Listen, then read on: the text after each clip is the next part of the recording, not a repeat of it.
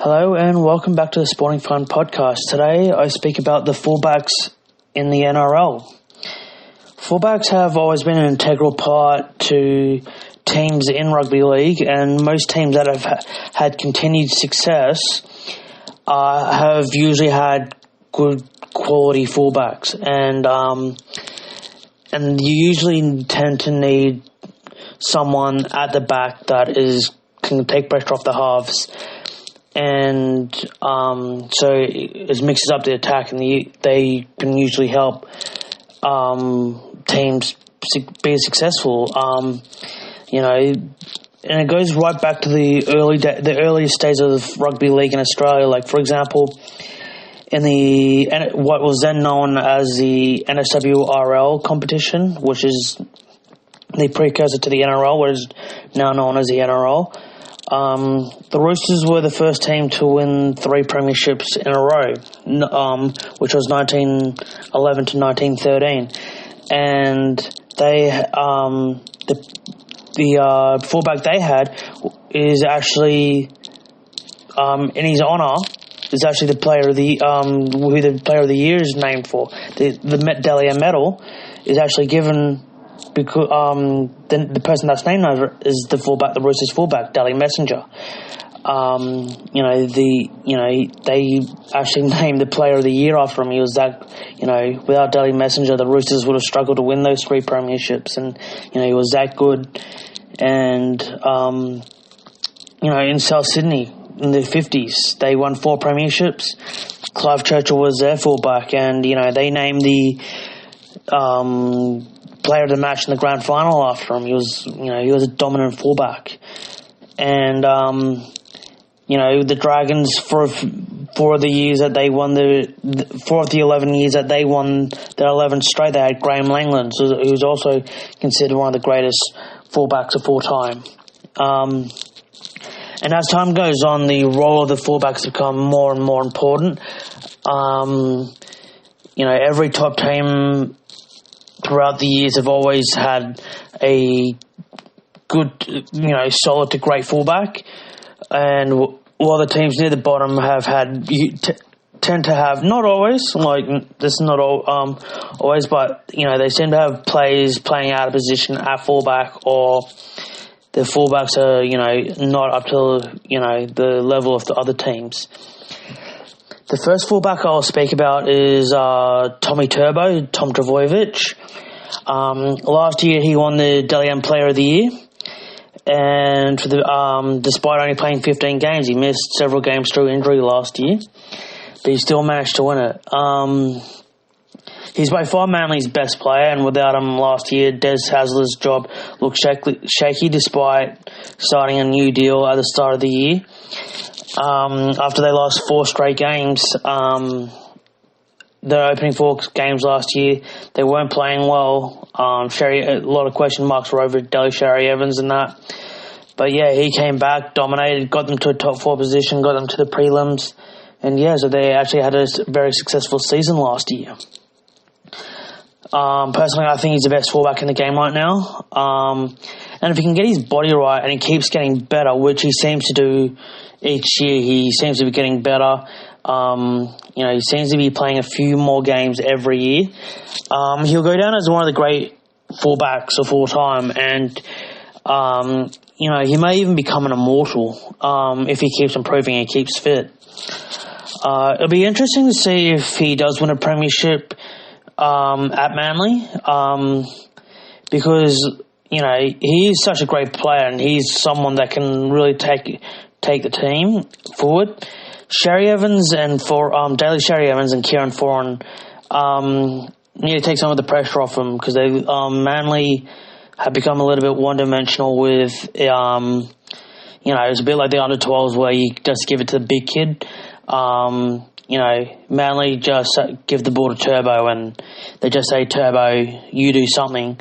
So if Sherry Evans and Kieran Foran can take some pressure off them, like they did against Knights when they won 30-6, with Turbo out injured, they will be able to, they could be a contender. They could be a little bit of a, dark horse. They could, for the premiership this year, they could potentially win it, if results go their way. I can't see them beating Melbourne, but, you never know.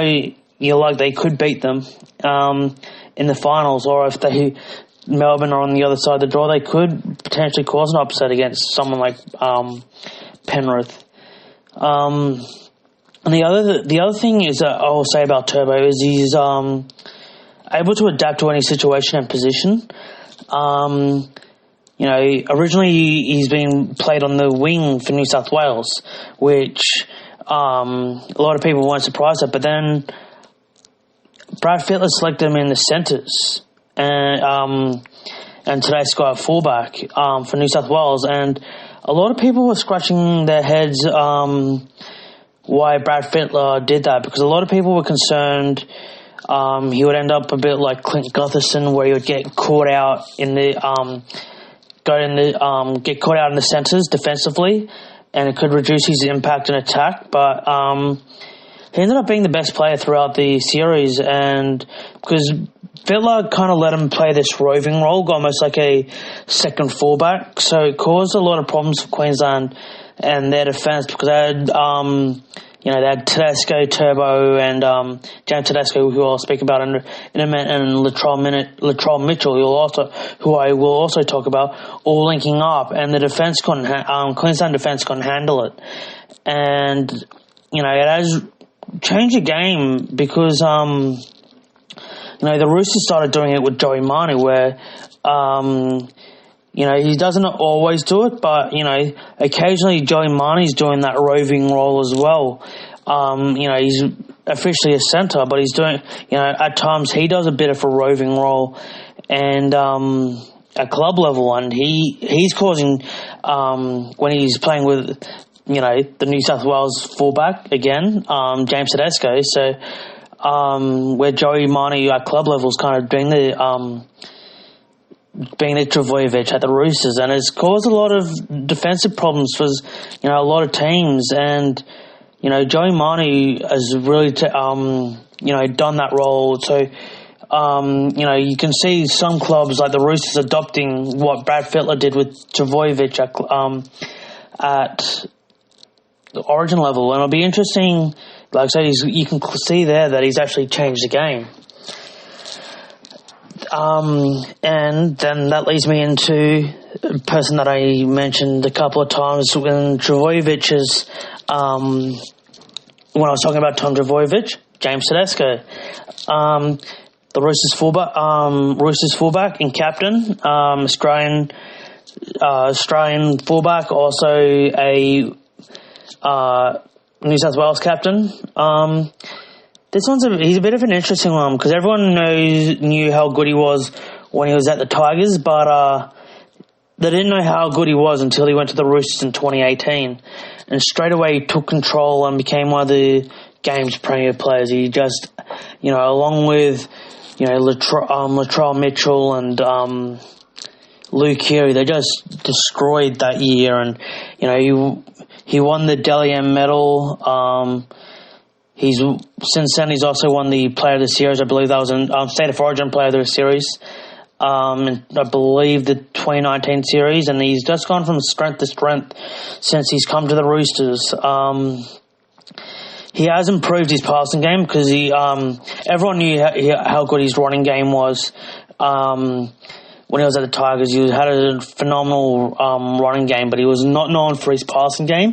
But over the last few years, since he's been at the Roosters, he's really improved that passing, and he's become really a dominant playmaker.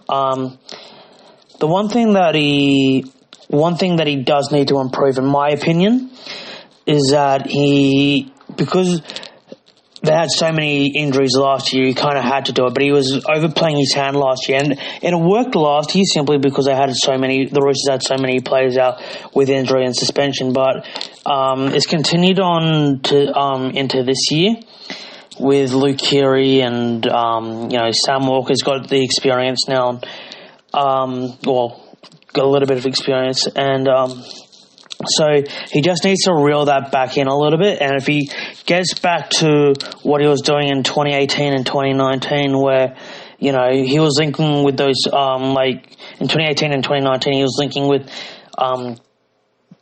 Keary and Cronk, and if he can do that, get back to what he was doing back then, this time with Walker and Keary instead of Cronk and Keary, he will be able to. The Roosters will really see that, and they'll get back to being a dominant team. Like the last 2 years, they've looked a little bit tired towards the back end of the year after winning back-to-back in 2018 and 2019. But if he can get back to what he was doing, let Keary and Walker run the show, and he runs off the back of that, the Roosters could be a big chance of winning the premiership again this year. And Again, talking about Tedesco being at the Tigers leads me into, before going to the Roosters, leads me into my next player that I'm going to speak about, Ryan Papenhuyzen. And people going, where's the link between the Tigers, Tedesco and Papenhuyzen? Well, the Tigers actually wanted to keep, they let Ryan Papenhuyzen go to try to keep Tedesco, and then Tedesco ended up leaving. So Ryan Papenhuyzen, because they thought, Papenhuyzen, they didn't want to hold Papenhuyzen back, so they thought they could keep Tedesco. They let Papenhuyzen go, did the right thing by him, and then Tedesco ended up leaving. But yeah, Papenhuyzen came in as a replacement at Melbourne to replace the great Billy Slater. So he had a lot of he had very, very big shoes to fill. But you could say he's filled them. He's at Melbourne. He's just gone from strength to strength, and he's fitted in well there. He got the 2020 Clive Churchill medal, which a lot of people thought it was actually going to go to Cam Smith, but he when Melbourne won that premiership, but he actually went to Ryan Papenhuyzen, and he's been a big part of why Melbourne have been so consistent over the years, the last couple of years, where they've been able to stay at the top, because a lot of people thought when, Cooper Cronk left for the Roosters at the end of 2017, Billy Slater retired at the end of 2018, they thought, the 2018 season when Cronk wasn't there was going to be a dip, but they made the grand final. Admittedly, they lost, but, they still managed to make the grand final. They thought after 2019, after Slater retired, that they were going to have a dip, but, Papenhuyzen just slotted right in, and, they just keep, dominating, and then they obviously won the premiership 2 years ago. Had a pretty solid season last year, made the prelim finals, had the minor premiership, and he's been a big part of that. Why they keep doing that, they keep just, he keeps going from strength to strength, and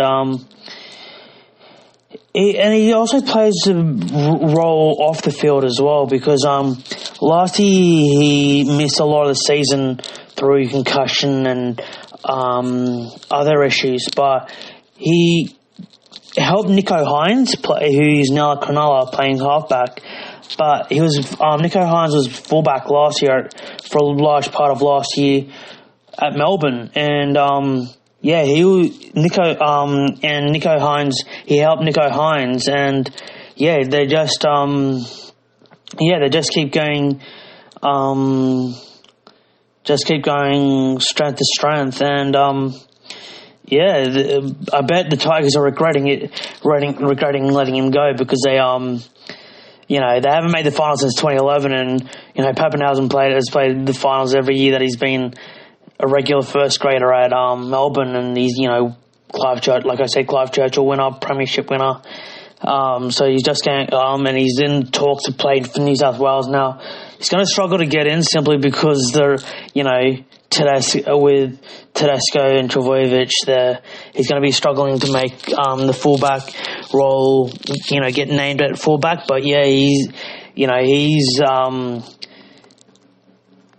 a dominant player. He's such a good player, and if Tedesco's ever out, you'd put Turbo. I reckon you'd always keep Turbo and Latrell Mitchell in the centres, and you could almost bring Ryan Pappenhausen in because he's that good a player, and he won't let the team. He's not going to let the team down, and because he's performed in grand finals. The pressure won't overawe him. The one position that they could do, if they do have Tedesco, Turbo, and Mitchell in. The one position he could do is play as a bench player and come in, having him as a kind of roving lock or something, having him just go side to side, being an extra playmaker, being a nuisance of himself. Because he has got good ball skills and he does that, that catch and pass. But he's probably his biggest asset is that he's evasive, fast and evasive.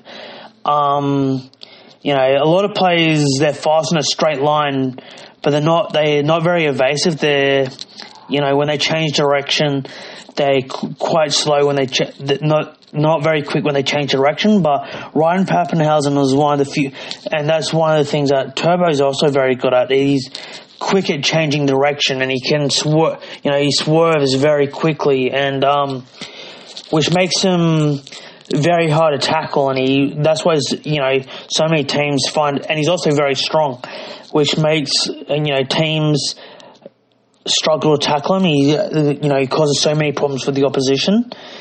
And I reckon he's already got one premiership. I reckon,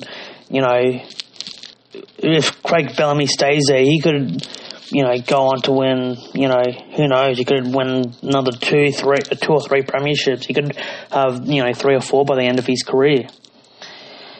And then moving on to a team that has been at the top of the table, and they don't have he's not a flashy fullback. He's not he's not in the same mould as a Tedesco or a Travojevic or a Pappenhausen, but he's, he's one player that actually gets overshadowed, which is very rare for a top team to have their fullback that's usually overshadowed and then that doesn't get spoken about much, and that's the Penrith fullback, Dylan Edwards. He gets overshadowed by other players in his team like Nathan Cleary and Jerome Leoi and Isaiah Yeo and these blokes and the and Stephen Crichton, and you could go through the whole team. And he gets Brian Tyler, who's another one at Penrith. So he gets Dylan Edwards because they have so many quality players at Penrith. He gets overshadowed, but you can see if you actually just follow him, if you don't listen so much to the commentary and actually watch him, you realize how important he is to that team. Like, he takes a lot of pressure off, Jerome Luai and, Nathan Cleary in the halves that, he also helps with the direction. And the thing with him is, like all good quality fullbacks, he's always right where you want him to be. He's always right there. And they often talk about how well, the commentators always talk about how well Stephen Crichton runs off and he links up with Luai and Cleary, which he does. Stephen Crichton's a phenomenal player. He's one of the, best centres in the game. But they forget that quite often, Dylan Edwards is also helping him there as well. And, Dylan Edwards, helps a lot with showing how good Stephen Crichton actually is. And the thing that he also doesn't get talking about with Dylan Edwards is his defence. Like, there's quite a few times last season, or the last couple of seasons, where the opposition have made a half break down the wing, and they've been maybe knocked off balance, and they're about to regain their balance and run along. They either will run the length, or run 40 metres upfield, and he's right there to chop them. And he's just there and finishes off the tackle. And, people have been speaking about how, potentially Penrith should get rid of Dylan Edwards and put Stephen Crichton at fullback. But, people forget that if that had happened, Dylan Edwards didn't play in that grand final last year. Stephen Crichton would have been playing fullback, which means they would have had a different centre, which you never know. That Stephen Crichton wouldn't have taken that intercept that won Penrith the game, where he took that intercept of Cody Walker and run in and scored. Maybe another centre wouldn't have read it like Crichton would have, and wouldn't have taken that intercept, and then South would have gone on to win that premiership. So, there's little things like that where, and you can speak, Penrith always talk about how, he doesn't get the accolades, but he's an important cog in the wheel. He's an important factor in their team. And, they probably wouldn't have even made the grand final last year if it wasn't for Dylan Edwards, let alone win the premiership. And then moving on to another player, young gun, Reece Walsh. He is, one that's got away from the Broncos. He's a terrific buy for the Warriors because, Roger Tuivasa-Sheck left the Warriors for New Zealand Rugby. Like Pappenhausen, he's fast, he's evasive, and which makes up for his small size. He's not an overly big guy, and with that speed and evasiveness, he can get away from opposition players. He's got good build skills, and he's been someone that has really stepped up for the Warriors since Tuivasa-Sheck has left, because Tuivasa-Sheck left a huge hole when he left. And it was easy, I don't think you can't be the same, you can't be the same as Roger Tuivasa-Sheck, because if you try to be like him too much, you're going to just struggle. But he's someone that, has really stepped into a role that was always going to be difficult, and, shoes that have been difficult to fill, but, but he filled them, and straight away people were talking about him potentially playing for Queensland last year, despite only playing a small number of games. But that didn't materialize. It didn't happen. And I think it was for his own good that it didn't happen as well, because how many times have you seen a bloke that just gets thrown into the deep end, and they just struggle, and they have there obviously there's exceptions to the rule. Brad Fittler got thrown in at 18, 19. Israel Folau got thrown in when he was about 18 or 19. So did Greg Inglis. So there's always exceptions to the rules, but to the rule where a young bloke gets thrown in, but quite often blokes get thrown into rep footy and they're just not ready. But and it just overawes them, and then their skill level just goes down. So I think and they never reach their full ability. So I think it probably did Reece Walsh a bit of a favour not getting picked for Queensland last year. I think it was a good thing that he was around the setup though. So you can see how he saw how blokes prepared, and he'll continue to grow, and you'll probably eventually see him play as a bench player.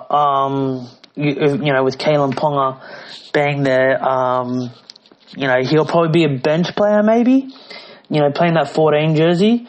You never know, he might eventually end up overtaking Ponga, and and he comes on and just destroys teams. So I reckon he could be someone that, I reckon he'll eventually play for Queensland, but just give him a year or two to really grow, and then eventually I reckon he'll be a top quality fullback. He'll be, wherever he ends up. There's talk that he might go to the Dolphins, but wherever he ends up, whether, and wherever he plays, whether it's for Queensland, the Warriors, or if he goes elsewhere, he'll be, he'll always be a dominant player, and he'll hopefully continue to grow and dominates the league for years to come. And talking about Queensland sides, as much as it's not Brisbane, I'm going to speak about the Cowboys. And these are one of the teams that they seem to struggle with their fullback. Like I was saying before, they were struggling with their fullback position. They're playing blokes out of position. They played Scott Drinkwater, Hamaso Tabai-Fidel, sorry about pronunciations, I'm hopeless, and Valentine Holmes, who are all fantastic players in their respective positions, but they aren't fullbacks. Scott Drinkwater is a half, and he played very well the last year in the halves. He's been okay at fullback, but you can see he's a little bit lost there, and he's not exactly sure of himself at fullback, and he's denting his confidence. He's basically playing as a third half rather than a fullback. He's not really. I don't know, fullbacks these days play a little bit like that, but he's not playing like a traditional fullback, like a turbo. It's a bit different. I think when they got beaten against the Roosters, admittedly controversial refereeing, but when he comes against someone like Penrith or the Melbourne Storm, it's going to be struggle at. They're going to struggle with him being a fullback, and it goes the same with Tabai Fido and Valentine Holmes. Both of them are absolutely exceptional players. You get them in space and they're just lightning, and you just see so many teams struggle to bring him in because they're such exceptional players. And even people that don't watch much league or say to me, they're like, geez, those two blokes, geez, they're good players, eh? They're just lightning quick, and they're just so evasive. And the thing is, they're playing out of position. You play them on the wing, you get a quality fullback, they're just going to destroy for the Cowboys, and they could get them back into the 8.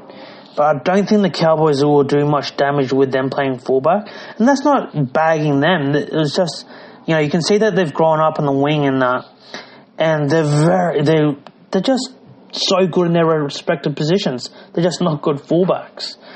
And I think that the Cowboys need to realise that. But going back to the Brisbane Broncos, Tessie News played at fullback this season. I'm going to be the first to admit I haven't seen much of Brisbane this year, and I haven't seen much of Tessie New. I hear he's a very good fullback. Brisbane obviously rate him, but I hope he does well. But like I said, he isn't someone that I have seen too much of, so I don't really have an opinion on him.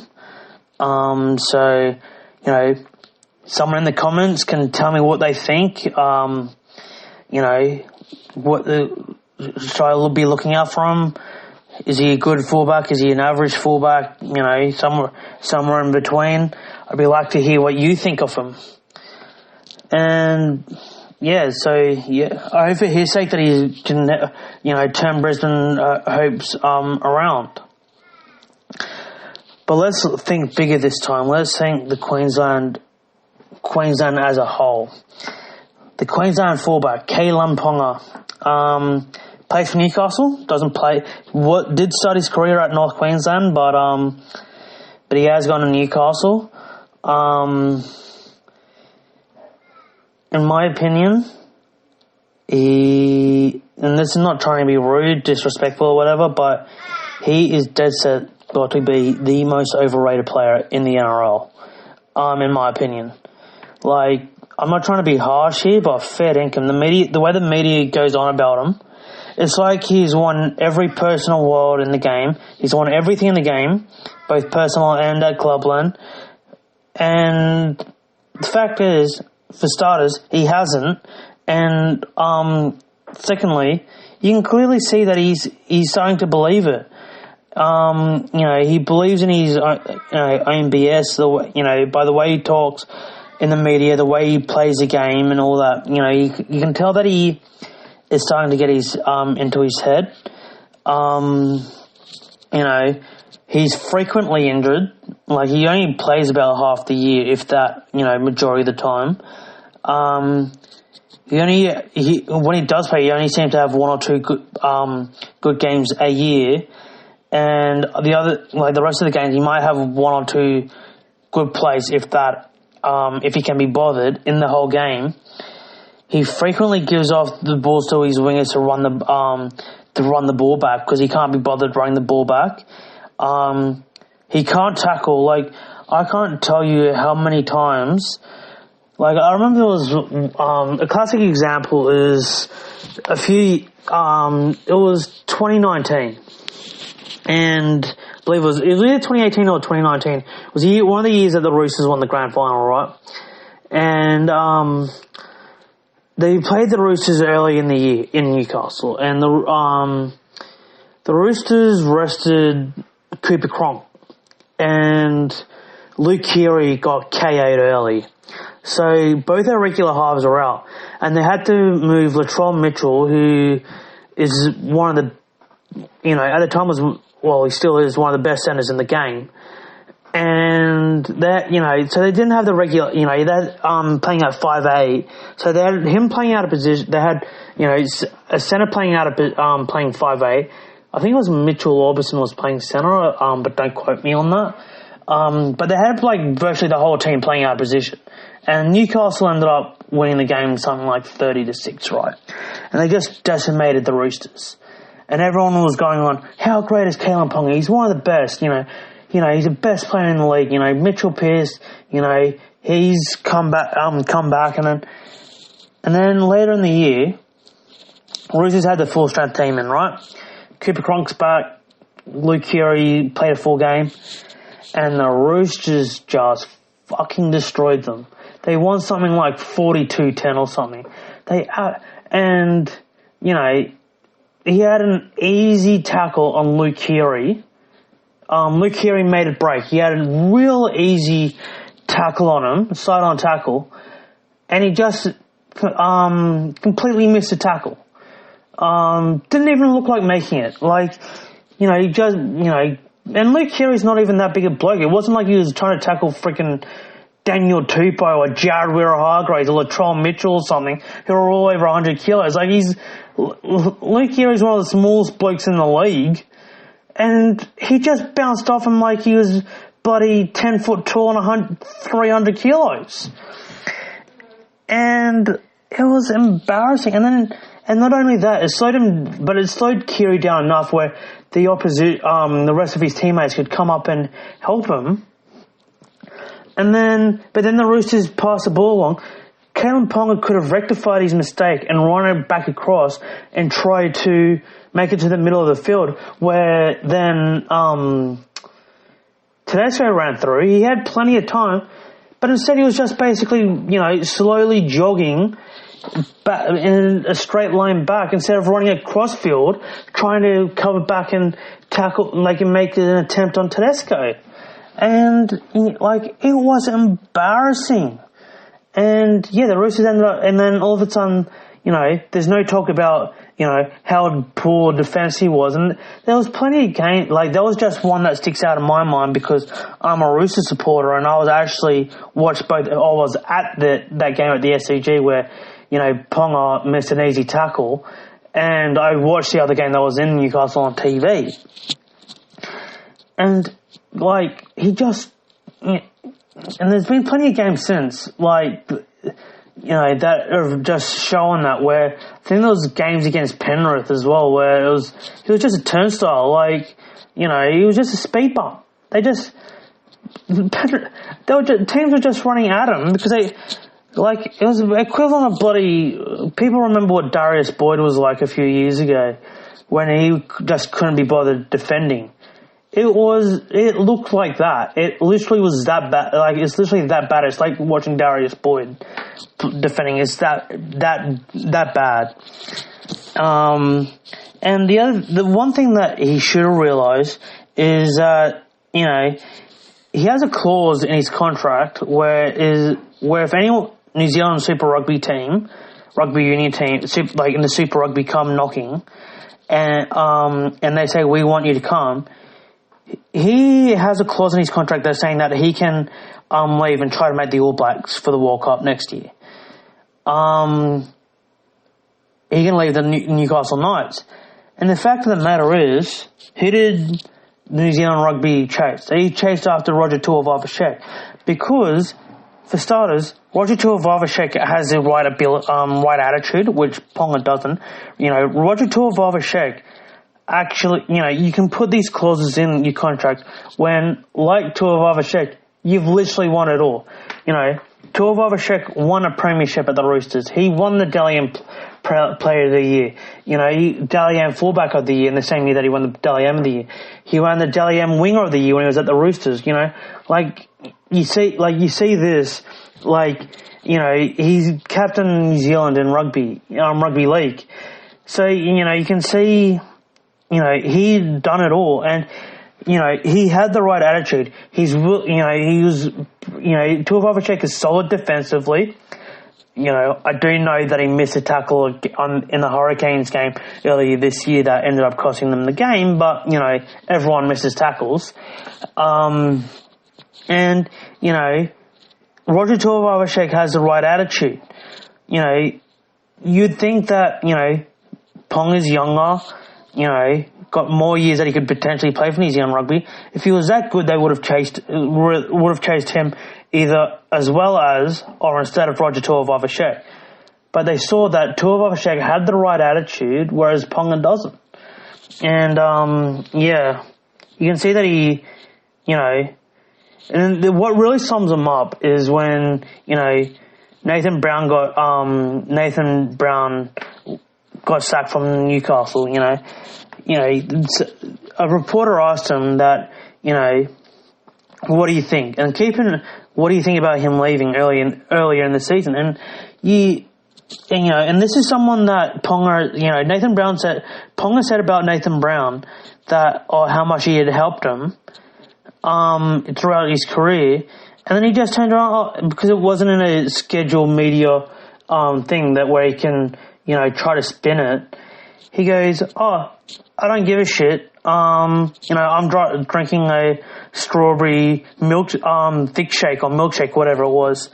And then he had went on this whole PR, stunt, which everyone saw straight through, saying, I'm really sorry, I didn't actually mean it the way it came across. And I'm like, everyone was like, you meant it the exact way that it came out. You're all about yourself and nobody else. You don't give a shit about anybody else. And so if I was Newcastle, best thing that they could do is give him the fleek, because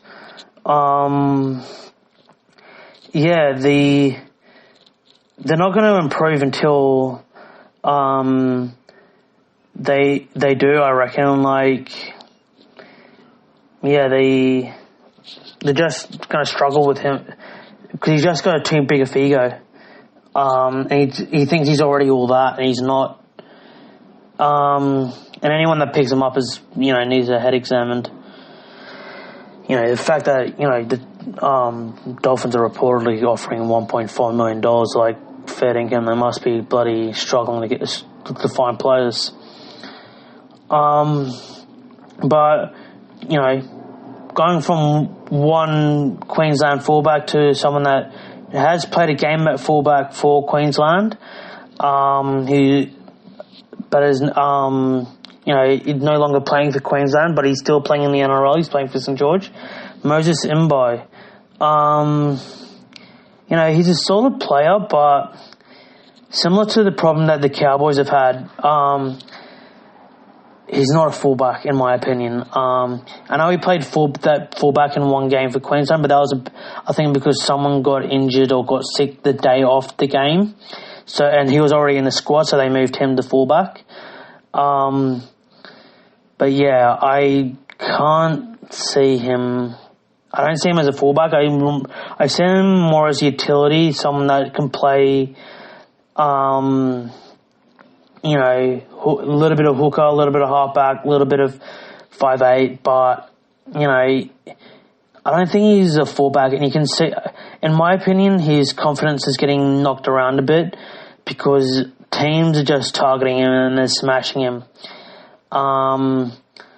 So I think that they are going to struggle with him at fullback. Dragons are going to continue to struggle, with him at fullback. I think for both his sake and the team's sake, move him out of there and he'll be able to,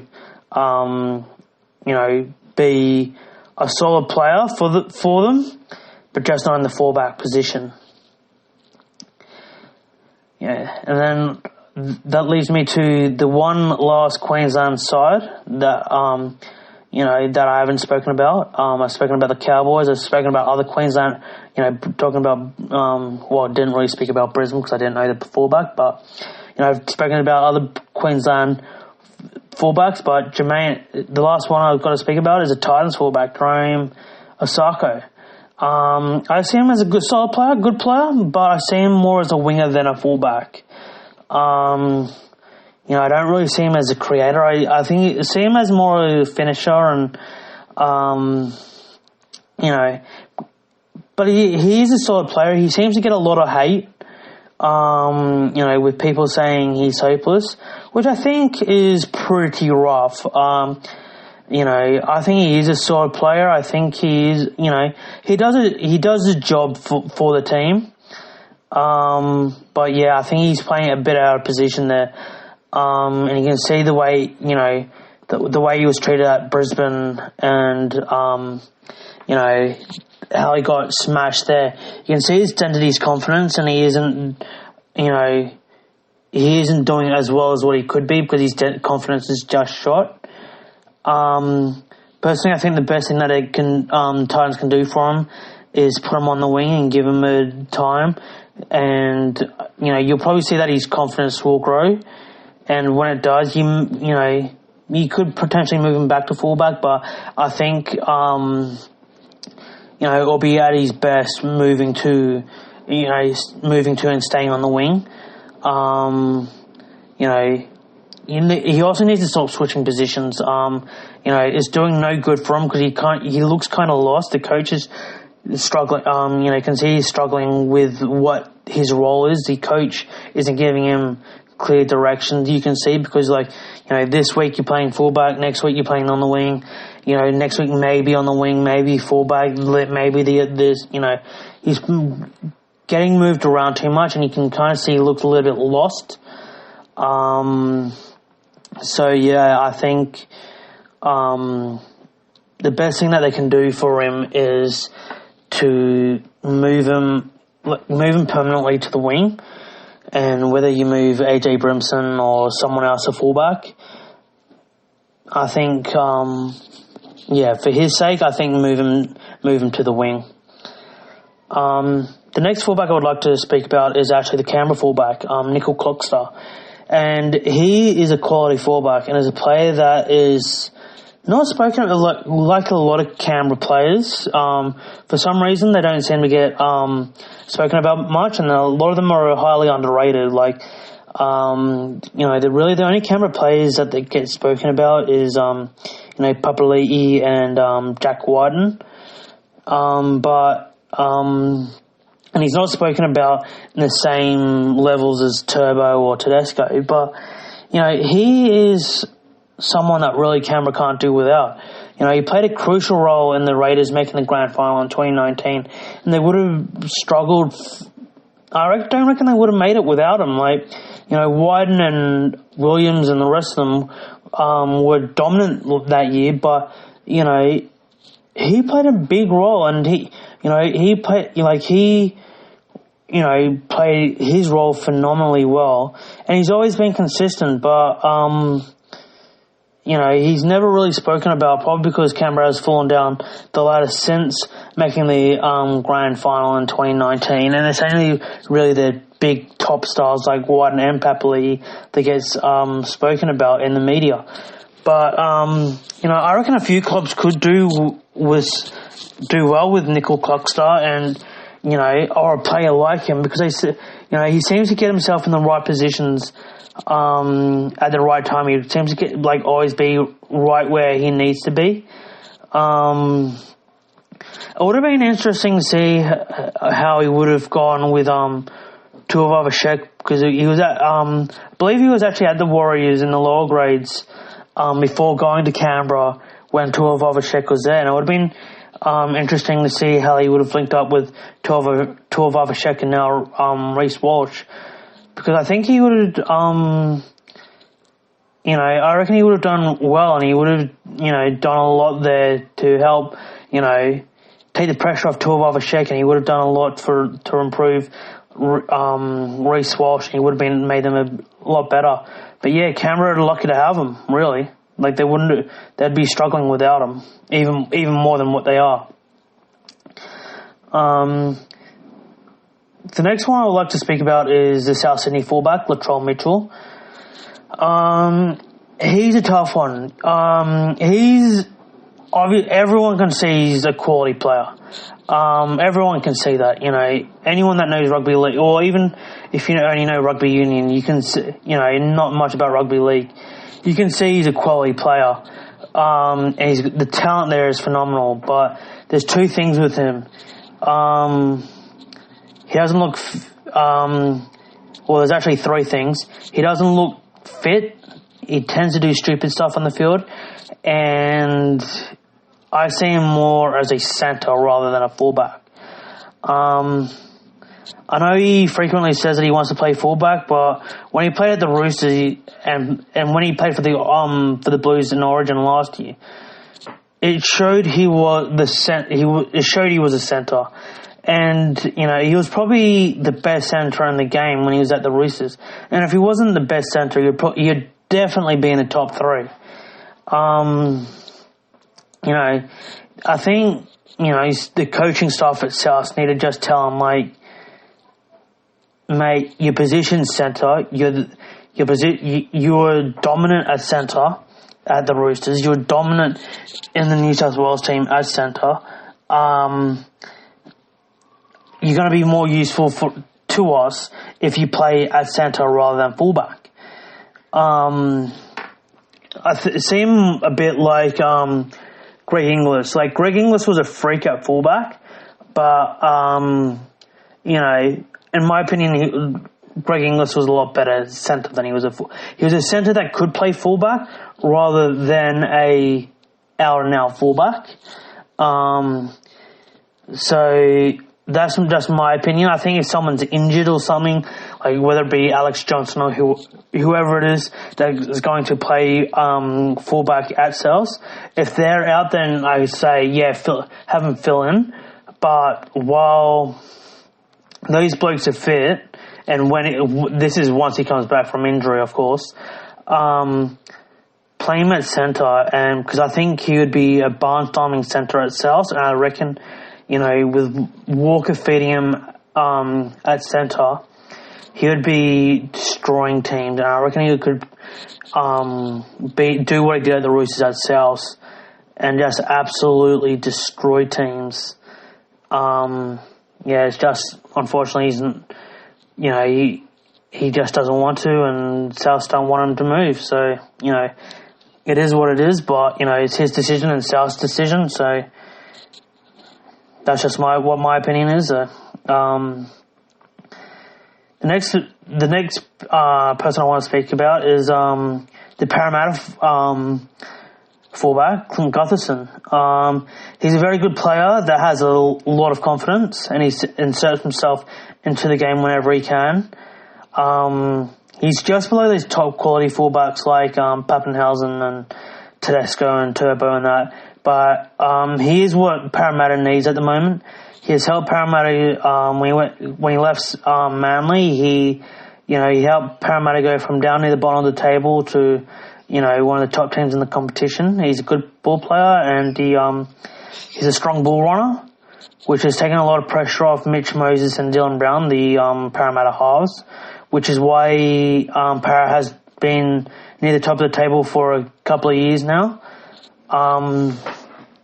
If you can find it at the end of the season, along with Moses and Brown, they could be a real contender, because they seem, last year they were one of only two teams to beat Melbourne last year. Melbourne only lost 4 games all year, which they lost to both Penrith and Parramatta twice. Because they've got the talent to beat teams. It's just that they seem to do well through the majority of the regular season. It's just that they fade away in the last few rounds, and then they slip away in the finals. And but if they can, basically if they can continue form from where they get from round 1 to about round 20 to the final few rounds of the year as well into the finals, they can be someone that wins the grand final. Could be a bit that could be pushing for that grand final spot again and win a premiership. It's been a long time since they've won one. They haven't won it since '86. But with they could potentially win it with Gutherson. Personally, I think Gutherson needs to stop with this thing that he's $1 million a year player. Because it seems like the last couple of times that his contracts come up, he thinks that he's $1 million player. He thinks he's $1 million player. But he's just. I think he's just below that. I think he is worth about 700 to 800 a year, 7 to 800,000 a year. But I don't think he's just quite. There's only a few players that I do believe are $1 million a year players. Someone like a Cleary, a Tedesco, a Turbo. There's only a few players that are $1 million players. Gutherson isn't one of them, but he does deserve to be on $700,000 or $800,000 a year, because he is one of the top players in the Parramatta side. And the next one, fullback I want to speak about is Will Kennedy. He's a lot like Clint Gutherson in the way he plays. He does have good ball skills. He does have a good running game. He also has a good kicking. He likes to. I've seen him a few times where he's done kicks into the in goal and that. And he's very good. Got a very good short kicking game. He's a very, very good player. He's taking a lot of pressure off the Cronulla halves.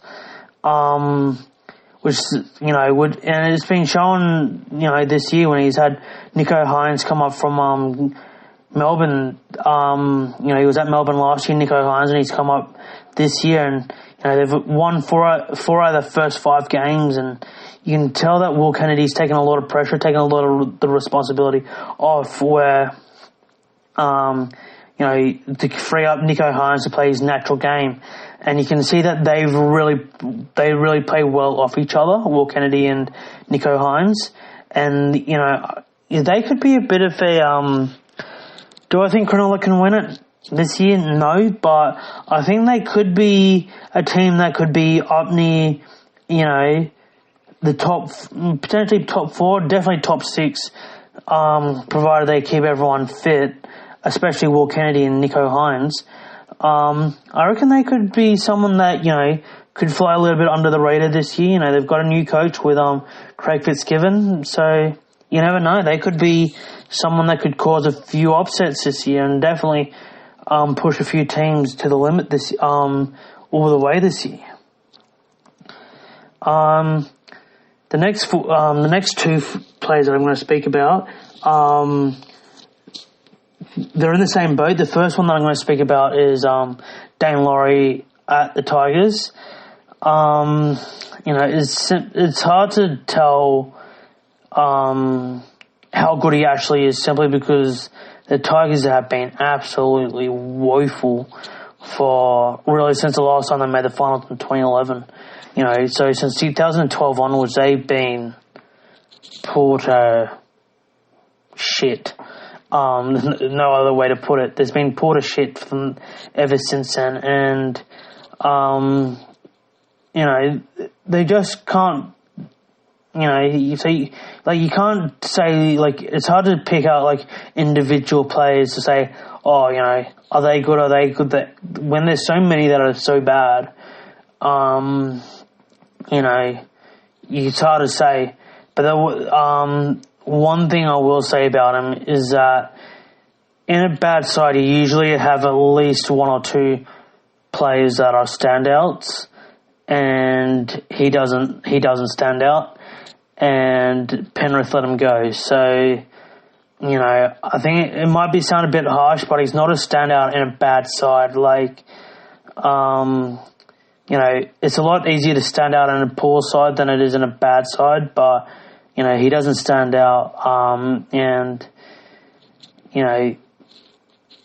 I'll probably do a podcast about the Tigers at some point. I think there's a bigger problem. There's a bigger problem there than just Dane Laurie. I think the Tigers need a clean out. Personally, there's very few players that deserve to stay, in my opinion. It's